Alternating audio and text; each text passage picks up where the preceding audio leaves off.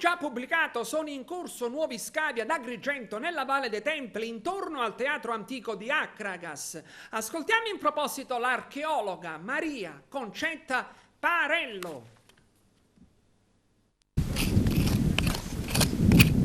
La campagna di scavo sta andando veramente molto bene. Abbiamo seguito le indicazioni che ci venivano dalle indagini geognostiche e stiamo recuperando, continuiamo a recuperare sedili in crollo nella parte alta del teatro. Stiamo lavorando insieme all'Università di Catania anche su altri fronti, quindi ancora sulla Summa Cavea e in corrispondenza delle strutture della scena, dove continuano ad emergere strutture veramente imponenti. Come dire, i risultati sono quelli che in realtà ci aspettavamo, cioè quelli diciamo, già in qualche modo prospettati dalle campagne precedenti e speriamo, come dire, di continuare su questo indirizzo e di portare avanti ancora altri, di centrare ancora altri obiettivi della nostra ricerca.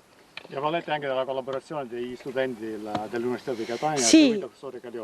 Sì, in questo momento noi abbiamo un gruppo di una ventina di studenti che lavorano nell'ampio spazio del teatro, quindi in assoluta sicurezza, chiaramente distribuiti su vari fronti di lavoro, che ci stanno dando una bella mano appunto qui nel lavoro di scavo e anche nel lavoro successivo, cioè quello del lavaggio e della sistemazione dei materiali.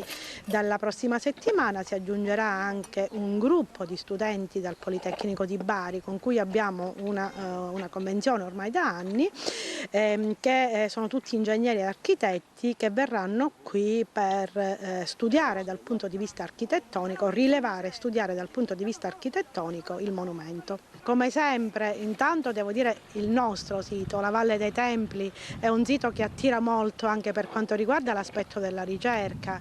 Non possiamo nascondere il fatto che la collaborazione con tante università porta qui ogni anno tantissimi studenti curiosi di venire a lavorare in un sito bello, interessante e promettente sempre dal punto di vista della ricerca.